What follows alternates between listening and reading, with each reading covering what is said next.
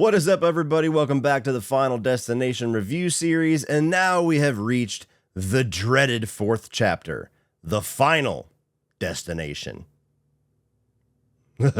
Funny story about this one. I actually saw this in theaters in 3D. It was a time when I had dropped out of college. I was in a time in life where I really did not know what I was going to do. I didn't know what was going to happen. Everything that I had believed I was going to do went up in flames. And I started working at a skating rink, and for some odd reason, the skating rink had some system in place with their paycheck where it literally took me 5 weeks of working there to get my first paycheck.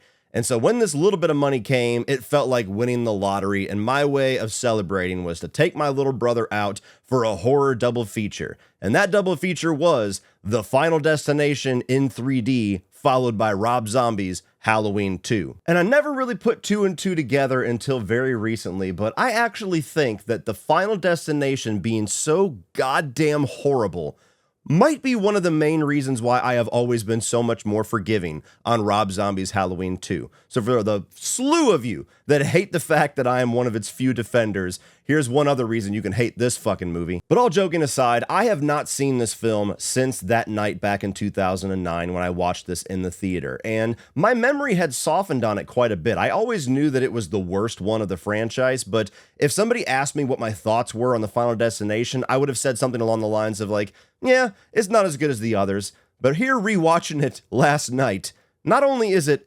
absolutely definitively not as good as the others, but it is one of the absolute worst horror sequels ever made. You suck, you jackass. And it's astounding to me how that happened, because save for this movie, and the jury's going to be out on the 6th film that I'll check out tomorrow, I think Final Destination is actually one of the most consistent franchises. Like, I don't think any of them are 5-star classics, but all of them kind of migrate between that 3.5 to 4-star rating. And I think if you're a fan of one of them, you're pretty much a fan of all of them, with the exception of this one, where every fucking thing about it went wrong. And perhaps the most surprising thing about that is that this is the director of Final Destination 2, which is certainly a fan favorite, certainly one of my favorites, one of the best in this franchise.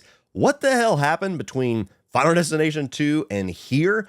I don't know. And even the rest of his credits are all movies that I like. You got Homeward Bound 2, which I loved as a kid. You got Cellular, Snakes on a Plane is fun. Like, what the fuck happened? But it is what it is, I guess. When you call a movie The Final and try to indicate it's the last one, not only is it never the last one, but more times than not, maybe save for Friday the 13th, it indicates a pretty big drop in quality, added in with the extra stink of going for the 3D gimmick, which is yet another sign that the quality is going to drop off a fucking cliff.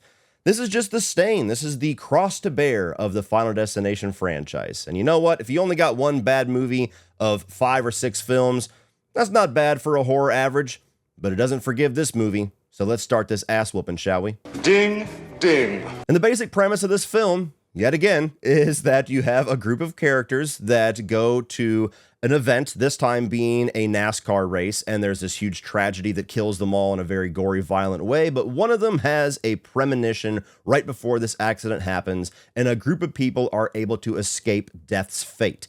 But death comes back for them one by one. Now, right about here is the time when I would normally start a list of positives. Even in movies that I don't like, I try to find things, whether it's medium, small, big, that I do think were pulled off well about the movie. To give credit where credit is due, very few films are an absolute train wreck from start to finish and have no redeeming quality. But this one was tough. This one was one where I actually sat there for a while going, wow, is this actually going to be one of those rare films where I can't think of a single fucking nice thing to say? And after thinking about it, I did come up with one. So the positives in regard to the Final Destination, also known as Final Destination 4, is that there is one little sequence that I thought was pulled off well, and it's the car wash sequence. Now, it doesn't actually lead to a death, so I can't really consider it to be a kill, but it's one of those sequences where somebody is clearly about to be killed and then they intervene. And what I liked about this sequence is that, one, it's not plagued by the horrific CG and the 3D gimmick that they have that pretty much ruins all the other kills, and we'll get into that a little bit later. But this is one where I think that the genuine tension of the Rube Goldberg concept of having a bunch of little things added up to somebody's very grim fate was pulled off fairly well. There was a decent amount of tension here as you watch this woman have her skylight, her opening, start to go faulty on her, and then suddenly a pipe bursts and it's filling up her SUV with water, causing her to drown, and she's finally able to just squeeze it enough to get her head through, and then it finally locks her head in as it takes her towards a bunch of scouring pads and brushes that are going to just sand her fucking face down to the skull. Now, that would have been a badass kill in any other Final Destination movie, and they intervene in time to not even see what the shitty version would have looked like in this one, but as far as a setup for a kill, as far as how they execute that classic Final Destination Rube Goldberg template, I think they did pretty well for that one scene. And now, moving on to the slew of negatives in regard to this film.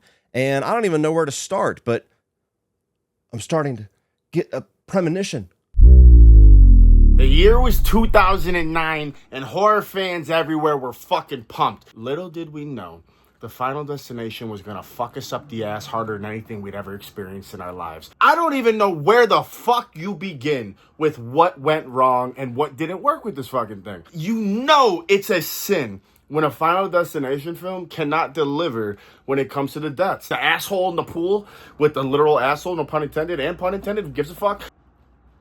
Even the fucking opening on the raceway. It's just a CGI fuckfest where everything looks terrible. This is the lowest it could ever go. It could never get worse than this.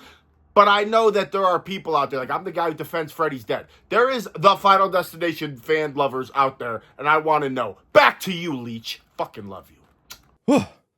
Anyway, starting off with the negatives for the Final Destination. Look, the main one here is that they decided to make this 3D. 3D, I think, was one of the worst trends for Hollywood to dive back into. This was something that was very popular back in the 80s for them to have a lot of really goofy effects and to try to draw people to drive-ins and certain things. And back in the day, it might have been cool, even though every single film that did it, it aged it very much after we got out of that era, like Friday the 13th 3D. And you can never really get rid of that 3D look that we're all pretty much watching on 2D TVs.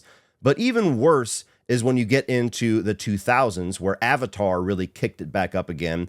And it seemed like every single major blockbuster for almost a decade would have a regular 2D screening, and it would have a post-converted 3D screening where the film was never intended to be 3D, but they did a shitty little shine job over the top of it to add some bullshit 3D effects just so they could charge $3 or $4 more per ticket. And Hollywood did that for a very long time. Now, there were a couple of horror films that did capitalize on this and did a decent job with it. Final Destination 5, we're going to talk about next, is one of them. You had movies like My Bloody Valentine 3D that I always had fun with. Piranha 3D was actually a decent time. But this is one of the shitty examples where all of the luster of the Final Destination franchise, even at its very bare minimum of our expectations, the one thing that we come to these movies for and hope are delivered well, the kill scenes, are demolished by this 3D effect. Not only does nothing look real, and it's the worst uncanny valley you've ever had in this franchise, but it causes everything to be incredibly CGI heavy because it has to pop out at the screen at you. And just like back in the 80s and a lot of films in the 2000s that tried to do this and failed, when you continue to watch this film at home, which is where the majority of these films' legacy is going to be, it looks like garbage because we're watching a flat image that's trying to be 3D and it looks like dog shit. I think it also impeded what the scope of these kills could be because they knew they had to have a very direct image that they could do some kind of a pop-out effect with. And so while we could get a little bit more of an expansion on how extravagant these kill scenes are, this one feels very small scale because all they're trying to achieve is have something gory pop out at you at the end. And so the list of things that they're able to do to these characters is extremely limited. And so the only one that even halfway comes across as clever is that you get a guy who is seemingly kind of like a racist redneck, and his just desserts as he's about to pound a cross into a black character's house, his yard, is that he gets drug away by his tow truck, which mimics, some very horrific things that were done back in the civil rights movement and things like that. So that had like a little tiny bit of maybe being clever, but the death itself is lame. It's just a dude who's on fire and then his car explodes and some lame 3D shit flies at Bubba. So that one is the only one that even approaches being memorable. Everything else is just goofy as fuck. You got a guy whose asshole is ripped out in the pool, and all it does is have like some goofy like red meat or something fall down on the floor. You got a chick who has a rock that's shot through her eye after so much buildup of many more interesting ways to execute that death inside of a barber shop. You have one that's halfway decent where a girl gets ground up inside of an escalator. This has, without a doubt, the whole collection of worst kills in this entire franchise. Whenever I inevitably do my kill ranking, I would be shocked if one of these kills make it out of the bottom tier. Even some of the Rube Goldberg elements in some of these kills, save for the car wash one, are so fucking lame that it's astounding. Like, I was watching one going, I could film that better myself with my cell phone at my house right now. You have the girl inside of the barbershop, and there's a shot where there's the straightener that's just sat open, left on, and there's a spray can of like hairspray or something where they frame it where clearly somebody just has a hand on it, and they're just slowly scooting it towards this hair straightener. For no discernible reason is this thing moving. The table hasn't shifted. There's not like a wind or anything pushing it. It's just somebody literally holding it off frame, slowly inching it towards this hair straightener. And I saw that and I went, oh my fucking God. It really is that bad. How did I forget this? Here's a nice piece of shit. And I could really end the review there, because if you don't have good kill sequences, if you don't have good actual kills, then you don't have shit as far as a Final Destination experience. They could have gotten everything else right. They could have had great acting, could have had great characters, could have been shot beautifully, could have had some really cool editing and transitions. It could have blown you in the theater. And we wouldn't fucking want it because they screwed up all of the kills. But unfortunately for the Final Destination, they didn't get any of that other shit right either. I know you don't typically go to a movie like this for solid acting or solid characters, but this movie has by a landslide the worst attempt at any of those things in this entire franchise. Like, by a fucking lot. Every single character in this movie is wooden as hell. The lead, all the other victims, even characters that should pop a little bit more, like the jock douchebag caricature, is like the least interesting version of that trope. So everybody in this movie is just somebody who's a flat character that you're just waiting to die violently in hopefully an entertaining way, and you don't get that satisfaction. So everybody in this film, you don't care about them, you're not interested by them, you don't give a shit if they live or die. There's nothing to grab a hold of with these characters. I mean, you got McKelty Williamson in here, who's always pretty good. Benjamin Buford Blue himself, and they don't do dick with his character. Even somebody like that has experience and is an actor that is recognizable. Even he is wasted in this film. Boys, why did this happen? And the writing for their dialogue is about as stiff as it could be. The whole plot of this film you could fit in a fucking tweet. Like, not to say that the Final Destination movies as a whole are really all that inventive, especially past the first one with their concept or their story. I mean, I just criticized Final Destination 3 for not really making any attempts to advance the lore or do any kind of actual story or character work. But this one is to a level of insulting that it just, you roll your eyes the entire time. It's the most basic bitch execution of the Final Destination concept, where you just have somebody have a premonition, and then throughout the movie, they hear about Flight 180, and then they just start to discover these rules that we've been rediscovering like 3 fucking times at this point since the first film. And at this point, even if Final Destination 4 was halfway decent, that shit's tired. But here, I mean, it's such a bad execution of it that the different scenarios these characters get into are laughably eye-rolling. Like, you have one where he starts to be asked about the order, starts to figure out that the people dying are dying in the order that they died in the premonition. So he's sitting here trying to rack his brain for like, fuck, what is the order that everybody died so that we can know Death's plan? And he walks his ass all the way back to the scene of the crime, all the way back to the NASCAR race with all of the rubble there. And he just stands there staring at it going, oh, that's where the racist redneck died. Oh, that's where the chick with the 3 kids died with the tampon ears. Oh, that's the one where the other guy died. Oh, no shit. Maybe you're coming to that conclusion because those 3 characters already fucking died in the movie? Great detective work, bitch. He doesn't get any more information out of this scene. He doesn't think of the next person in line at all. He just names off everybody that has just died over the last 15 minutes of screen time and then goes, I don't know. I have a block I can't remember. And Jesus Christ, when you get to the signs where death or life or God or whoever the hell is giving them like these premonitions, these chances to try to escape these situations, that gives them these little hints and omens. If you thought the first two movies were lazy about it, holy shit, hold my beer, said Final Destination 4, where he knocks over a coffee and it bleeds through everything on this newspaper except for the words, "Through action they were saved." And him and the other character just looks at it and goes, "Hey, look, the newspaper.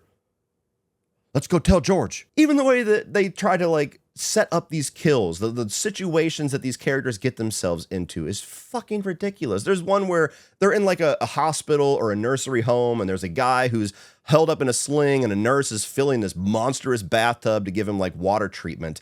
And they call him away, and he's like, "All right, Mr. Johnson, well, I'm going to let this fill up, and I'll be back in a few minutes." And the fucking tub is already like at the rim, and he's letting the water go full blast. And that thing turns into a fucking swimming pool. No shit. Worst nurse ever. The magic of these kill scenes when they're done right is that it's easily explainable by rational people inside of the movie as some kind of a freak accident. Like there's nothing weird or supernatural or incompetent about most of them. But this film, Jesus, I mean, everybody in the barbershop just leaving everything hanging out and letting fucking hairspray cans explode and having the fucking chair jolt up and down and not moving the bitch to another chair. And then the fucking nurse turning his entire hospital into a swimming pool. It's laughably bad. You can't take a single solitary moment of this film seriously. And you can't even enjoy it as like a so bad that it's good experience because it's so fucking dull. There's no so bad that it's good. It's just fucking bad. And if all of that is not enough, the one thing that is possibly one of the more annoying elements of this film, that thank God Final Destination 5 came back and at least somewhat redeemed this element, and again, jury's out on the sixth film, is that you have the gall to call this the final destination, as if there's some sense of finality here, as if there's some sense of closure or a climax to the series that's going to tie everything together. This thing has no connective tissue to the other films. There's no other characters referenced. There's no other characters that come into this fucking thing. And so it's just a generic-ass Final Destination film that they only slap final on there to try to trick horror fans into going and seeing it. And the fact that it worked and a lot of us went to go see it pisses me off. And the last thing that I'll say here, which unfortunately I think is a negative that I brought up with pretty much every movie in this franchise so far, is that the ending sucks. You know, this one sucks way worse than the other ones. The other ones are at least tolerable. We can roll with it. This one is just dumb. Like, you have a second premonition about this theater burning and explosions and a mall and everything and everybody dying violently. He gets a chance to save everybody, and then it just carries them on weeks later inside of a coffee shop. And he's like, wait a minute, maybe death gave me this premonition and gave me the second premonition and let me save certain people just so we could be here in this moment right now. Let me tell you, if that was Death's plan all along in this film, then Death's a fucking idiot. Death's on vacation. This was done by the intern. So overall, guys, this movie is absolute garbage. It is not worth your time. It is not even so bad that it's good, where I could recommend you just, having fun with it with some obnoxious friends. There's just nothing here. Like, literally everything about this film does not deliver, and it's embarrassing for this franchise that, other than this film, is one of the most consistent franchises out there. So absolute trash. Don't recommend it. I will never watch it again. Well, that's it for this one, guys. If you enjoyed that, please click over here for all of my 2025 new release reviews. And if you enjoy this and want to check out the rest of my Final Destination reviews and rankings, you can check that out up here. Like, share, hit that subscribe button so you don't miss everything in the future, including our review of 5 and Bloodlines, as well as my rankings to close out this review series. And as always, remember, opinions are like assholes, but that doesn't mean you have to be. Reading.